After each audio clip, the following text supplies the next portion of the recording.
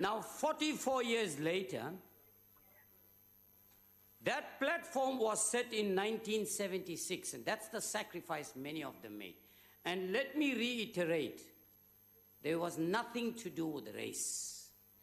All these youth that stood and fought side by side stood as the youth with a common purpose, is ensuring that the youth of today have a better quality of life, that your education is free, it is fair, it is transparent, and it is equal. Now the question that we ask is, with 18 million youth in South Africa, are we continuing from where we left off in 1976? And allow me, Honorable Deputy Speaker, to express my disappointment. You didn't have the education there, now you're getting the education, but the very same facilities you are getting now, which you didn't get before, you want to burn and destroy them. You want to follow those that are manipulating, even though you can see loud and clear how corrupt they are. The 1976 youth fought against that, but today you want to follow those leaders that are corrupt, and you do nothing. And one ideal example is that VBS Bank. You know what has happened, but yet blindly you go out there and you want to support these things. Let's look at gender-based violence in the country. It is the youth, the women and the children that are suffering. But where is the 18 million youth in the South Africa that are supposed to protect these women and children? Nowhere to be seen. I want to say to the youth of South Africa, you need to rise. You need to rise again, but you need to rise for the right reasons. You need to protect those women and children. You need to have the highest level of morality. You are dropping off 60% in the first year of university. Is that acceptable? It's not acceptable. Let's follow what happened in 1976. Let's stand together. You are the future of this country.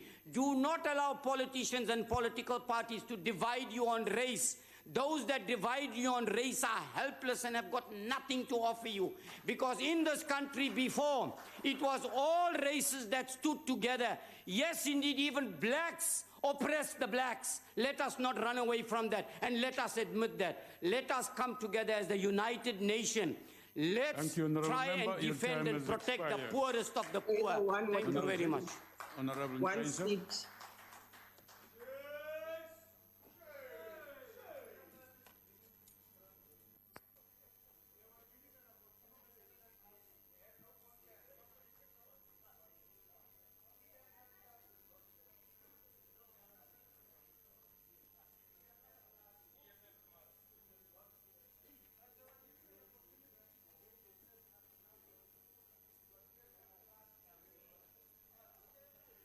Hayi usizele mathupha namhlanje baba Ntshayisa.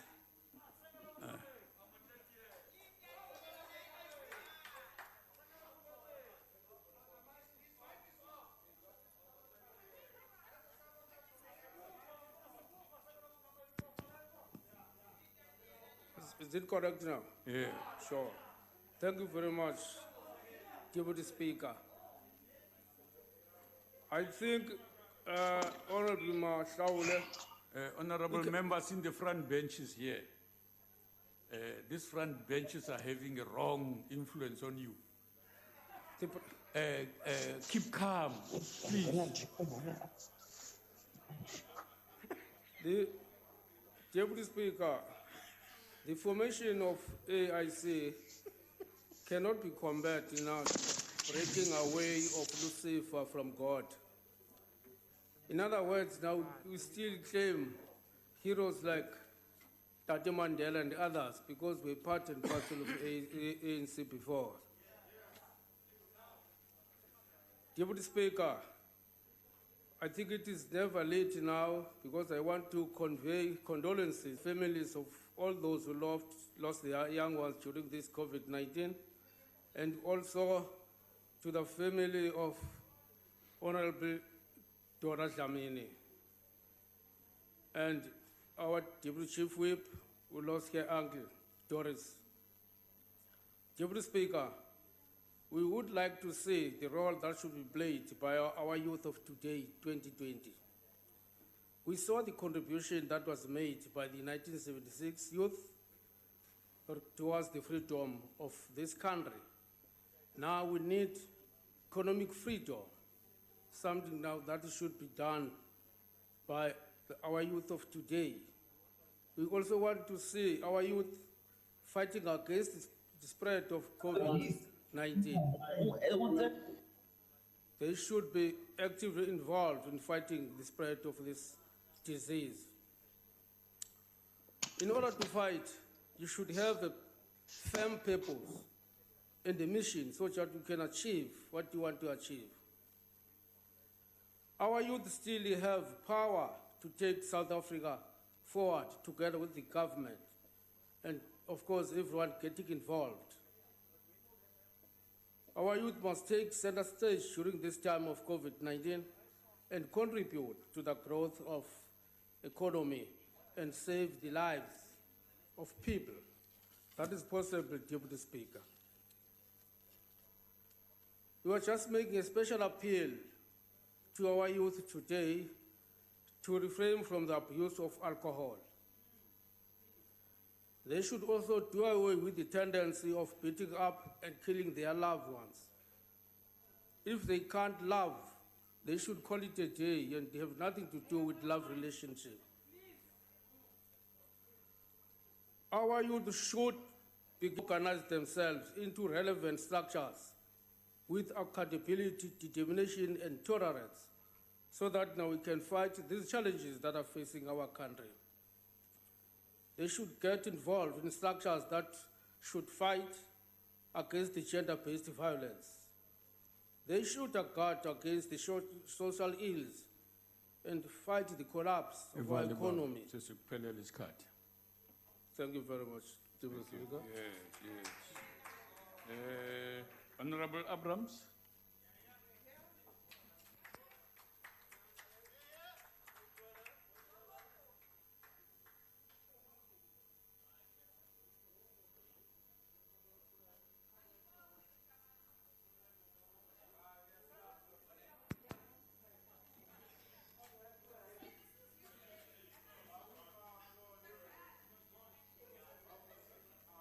Thank you, Deputy Speaker.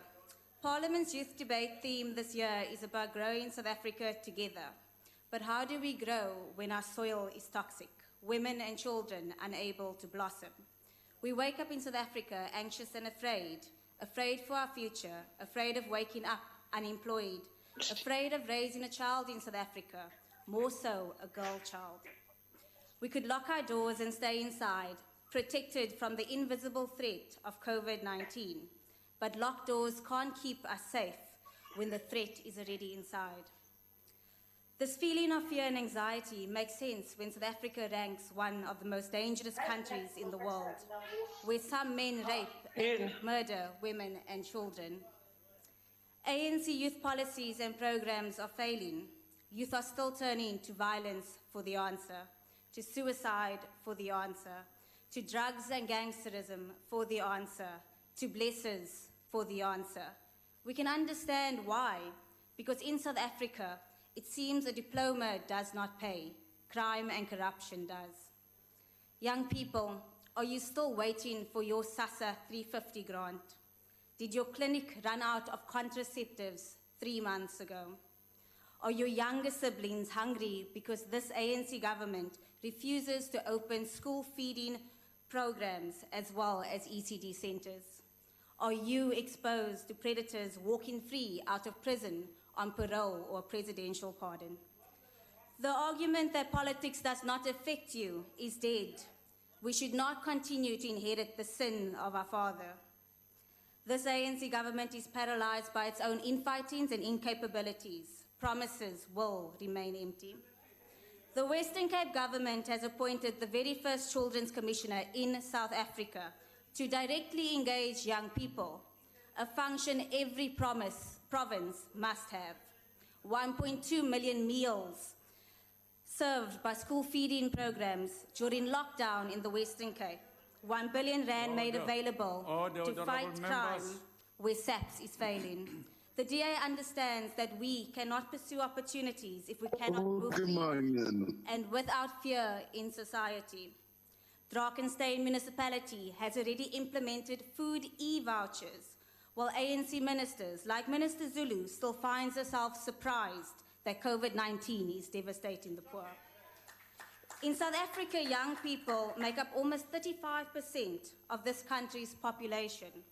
Surely Parliament and elective office and public office should be more representative of this majority.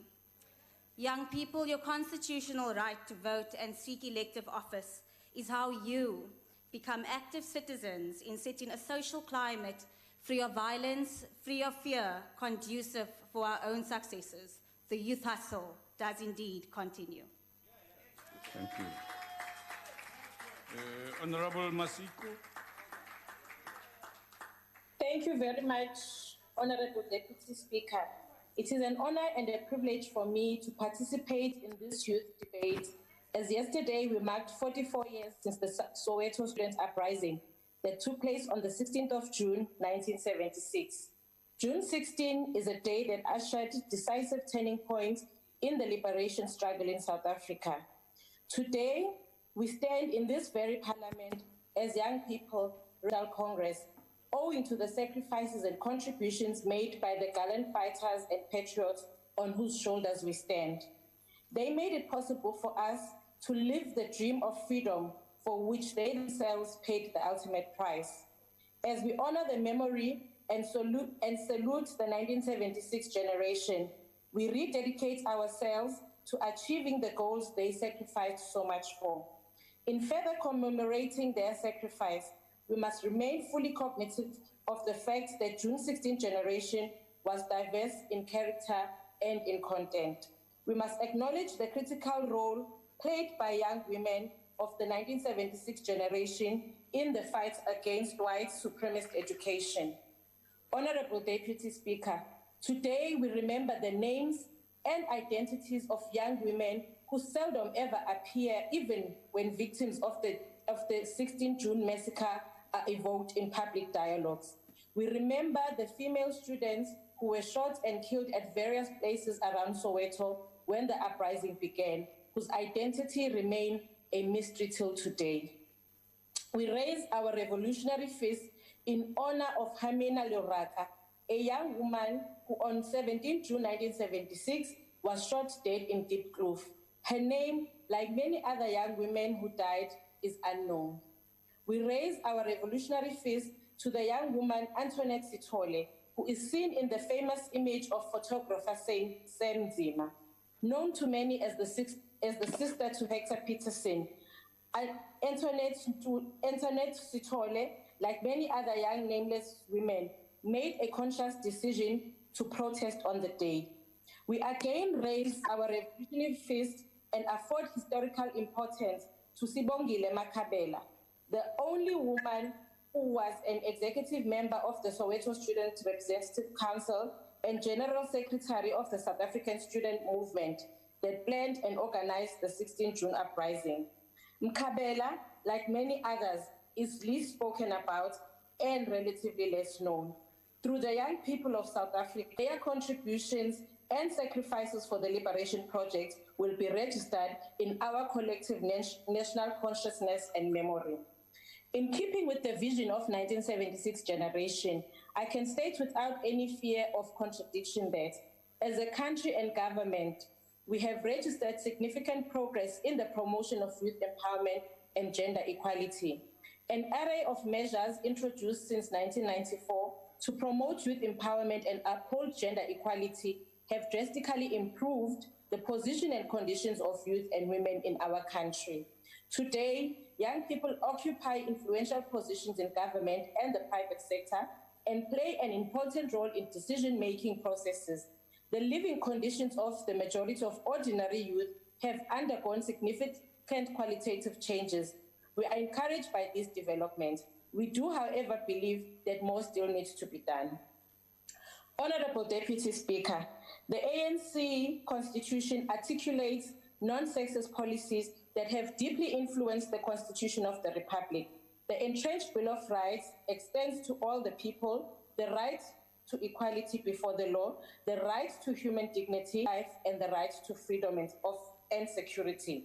It is, however, disheartening to know that women walking free in the streets and children playing safely in open spaces seems to be a distant vision that is yet to be realized. Patriarchy remains a cancer eating the women of our society and takes the ugly form of gender-based violence. Every day, we awake to news of a woman slain, usually in the hands of her lover. One of the adverse manifestations of the lockdown has been the unprecedented rise in gender-based violence and femicide cases. Women continue to be killed and abused. Recently, a number of young women have been brutally murdered. 28-year-old Tejo Pule was gruesomely murdered and hanged by her lover. Saneli Siwemfaba was found dead in a field and was brutally murdered by her boyfriend. 26-year-old Lady Pagindao was grisly hacked with an axe and succumbed to death. Honorable members, violence against women and girls is the most prevalent violation of human rights. It knows no color, no creed, no social standing. One cannot believe that during the only month in the year where we are supposed to be celebrating young people and their contribution to building our country, we are instead talking about how they are being brutally murdered in their own communities.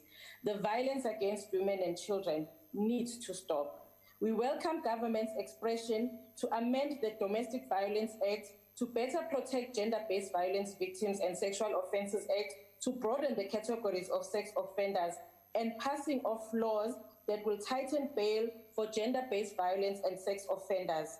We urge and call society, especially men, to stand up against gender-based violence and femicide and learn to confront and engage their male counterparts. We applaud the African National Congress-led government for enacting a framework to guide gender-responsive planning, budgeting, monitoring, evaluation, and auditing, which is imperative in achieving the country's constitutional vision of a non-sexist society. It is aimed at ensuring better outcomes for women and girls and more tangible impacts in South Africa. Honorable Speaker, as we try to open opportunities for young people, we must also keep an eye on issues of drug abuse and the scourge of alcohol abuse, which have a potential to reverse the gains we are making. Almost all parts of South Africa are engulfed by cheap drugs, which are sold mainly to young people. It is crucial to note the significant harms that are related to alcohol abuse on individuals and society as a whole. Intoxication leads to loss of control and lack of capacity. The relationship between alcohol